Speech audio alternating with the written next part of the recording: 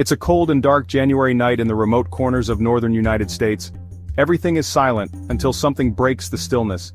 Sometimes the snow doesn't just cover the ground, it covers the darkest secrets.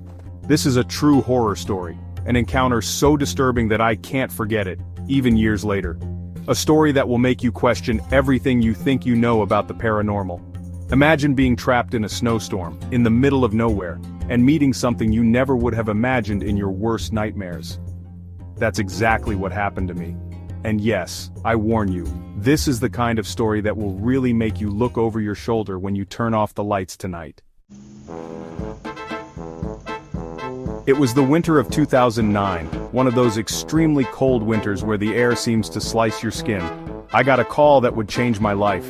My grandfather had been hospitalized, and while it was worrying news, what really sent a chill down my spine was what the doctor said: "There's something strange, a weird presence in the hospital."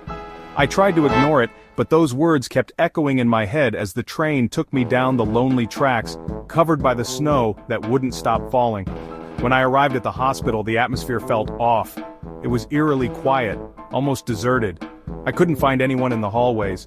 When I asked about my grandfather, the nurse told me to go up to the top floor. A shiver ran down my spine. A hospital so large and usually so full of people now looked empty. As I took the elevator, I noticed something strange. A nurse quickly exited a hallway with a gurney.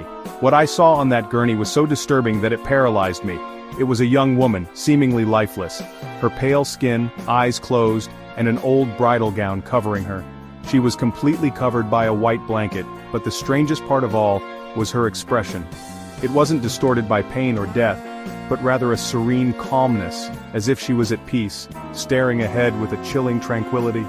Without looking at me, the nurse whispered, "This elevator isn't for you, not for visitors." His tone was cold and distant, sending an even deeper chill through my body. Why did he say that? Something didn't fit. At that moment, the air in the hospital grew even colder and my skin started to crawl. I found myself alone in the hallway on the top floor, staring at the motionless figure on the gurney. Something inside me urged me to walk away, but my feet seemed to move on their own, getting closer and closer to the woman. That's when I heard a whisper.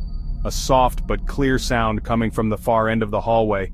It wasn't the wind, it wasn't the sound of heating pipes. It was the whisper of a female voice. "You'll understand everything. Very soon." My heart was pounding so loudly that I could hear it in my ears. I looked toward the end of the hallway. There was no one there, but the feeling of being watched was palpable. I quickly turned around, but something stopped me. An old mirror hung on the wall. Something glinted in it, and as I leaned in closer, I saw a figure reflected. It was the same woman from the gurney, but now she was standing right in front of me. Her face wasn't one of horror, but one of sorrow, as if she knew me and understood something that I didn't. My mind began to lose control. I knew something wasn't right, but my eyes couldn't tear away from her. I watched as she slowly came closer.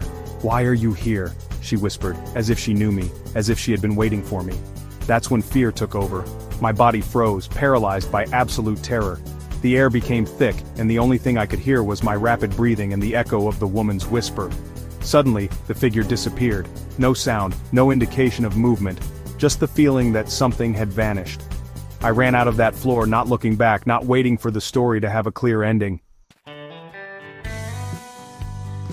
That same night I stood in front of my mirror at home, seeking comfort, but something strange happened. When I looked at myself, I saw something reflected in the glass, the eyes of the woman. It wasn't a reflection my mind could process. It was her eyes, now inside mine. I felt lost, as if something was entering me, taking over my being. The cold from that night seemed to follow me. In my bag, I found a crumpled letter. I didn't remember receiving it. In the letter, someone had written in strange handwriting, "Jeremy, never forget what I promised you. We will meet in the place where it all began. I am waiting for you." The letter was signed by someone I didn't know. Who was Jeremy? And how did this letter end up in my bag?